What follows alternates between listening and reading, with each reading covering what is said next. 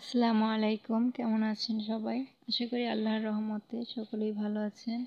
আমরাও আলহামদুলিল্লাহ খুবই ভালো আছি। তো চলে আসলাম আপনাদের মাঝে আবারও খুবই মজার একটা রেসিপি নিয়ে। তো আজকে আমি রেসিপি করতে ভর্তা রেসিপি নিয়ে আসছি। তো এটা এখন শীতকাল চলে, আর এখন তো এটারই সিজন, কম বেশি সবার বাসায় এটা থাকে এখন। তো আমি আজকে এটা ভর্তা করে দেখাবো। তো এখানে আমি কিছু পাতা নিয়েছি, এই যে পাতাগুলো আমি ধুয়ে পরিষ্কার করে নিয়েছি। তারপরে আমি একটু এই যে ছোট ছোট করে কেটে নিয়েছি, আর এর গোড়ায় যে মোটা ডাঁট থাকে ওটা ফেলে দিয়েছি। তারপর আমি এখানে নিয়েছি একটা শুকনো মরিচ, নিয়েছি আমি সামান্য কিছু পেঁয়াজ কুচি। এটা চাইলে আপনারা দিতেও পারেন, আবার না দিলেও হয়। এখানে কিছু কাঁচা মরিচ নিয়েছি একটু ফেটে, আর আমি এখানে নিয়েছি রসুন, কয়েকটা রসুনের কোয়া। তো তারপরে আমি একটা তাওয়া বসে তাওয়ায় সামান্য তেল দিয়ে দিলাম একটা শুকনো মরিচটা একটু ভেজে এখানে রসুনের কোয়াগুলো দিয়ে দিয়েছি। তো ওগুলো আমি ভেজে নিয়েছি। এবার আমি পেঁয়াজ কুচি আর কাঁচা মরিচগুলো দিয়ে দিয়েছি, দিয়ে এগুলো আমি খুব সুন্দর করে ভেজে নিব।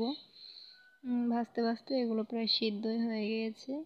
তো এই তো দেখুন খুব সুন্দর করে ভাজা হয়েছে। এবার এগুলো তুলে নিচ্ছি। তো আমি কিন্তু ওগুলো তুলে নিয়েছি। তারপরে আমি এই যে প্যানে ধনেপাতা কুচিগুলো দিয়ে দিয়েছি, দিয়ে আমি এখানে 1 চামচ লবণ দিয়ে দিয়েছি আমার পরিমাণ মতো। লবণ দিয়ে আমি কিন্তু এখানে কোনো তেল দেই নাই, আমি এভাবেই এর পানিটা শুকিয়ে নিব। পানিটা শুকিয়ে গেলে তারপরে আমি এখানে তেল দিব। তো এই তো আমি কিন্তু এভাবে এগুলো ভেজে নিচ্ছি, আর দেখুন অনেকটা পানি বের হয়েছে। আর আপনারা অবশ্যই কিন্তু এই ভর্তাটা বাসায় ট্রাই করবেন, এটা কিন্তু খেতে খুবই সুস্বাদু। তো এই তো দেখুন আমি এখানে কিছু তেল দিয়ে দিচ্ছি, দিয়ে এই তো আমি এখন ভেজে এটাকে তুলে নিচ্ছি। তো দেখুন আমি খুব সুন্দর করে মরিচ, পেঁয়াজ, রসুন আর এই যে ধনিয়া পাতা খুব সুন্দর করে ভেজে নিয়েছি। তো এবার আমি এগুলো পাটায় পিষে নেব, মানে ভর্তাটা আমি পাটায় বাটবো। এই তো দেখুন, আর এই তো আমি এখানে একটা পাটা নিয়ে নিয়েছি।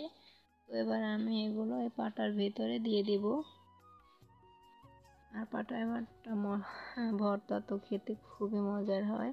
তো আমি প্রথমে এখানে যে ভেজে রাখা পেঁয়াজ, রসুন, মরিচ এগুলোই আমি একটু আগে বেটে নিব। তারপরে আমি এখানে পাতাগুলো বেটে নিব। তো আমি এখানে আরও সামান্য কিছু লবণ দিয়ে দিচ্ছি। তো লবণটা কিন্তু আমার একবারে পারফেক্ট হয়েছিল, আমার কিন্তু পরে আর লবণ দিতে হয় নাই। তো এই তো আমি এবার এগুলো একটু খুব সুন্দর করে বেটে নিচ্ছি, নিয়ে আমি এই যে দেখুন। তো আজকে ভিডিওটা যদি আপনাদের কাছে ভালো লাগে তাহলে অবশ্যই একটা লাইক দিতে ভুলবেন না। আর যদি আমার চ্যানেলে কেউ নতুন হয়ে থাকেন তাহলে আমার চ্যানেলটা সাবস্ক্রাইব করে পাশেই থেকে যাবেন। তো এই তো দেখুন আমি কিন্তু এটা বেটে তারপরে পাতাগুলো দিয়ে দিয়েছি। তো এটাও কিন্তু খুব সুন্দর করে বাটা হয়ে যাচ্ছে। তো আমি বেটে নিয়েছি, এবার কিন্তু আমি এগুলো সব একসাথে মিক্স করে আবারও একটু বেটে নেব। আর এই ভর্তাটা কিন্তু আপনারা একদিন বানিয়ে প্রায় 1 সপ্তাহ জুড়েই খেতে পারেন, কারণ এখানে সব কিছুই ভেজে নেওয়া, তাই এটা নষ্ট হবে না। আর যেহেতু এখন শীতকাল তো আরোই ভালো।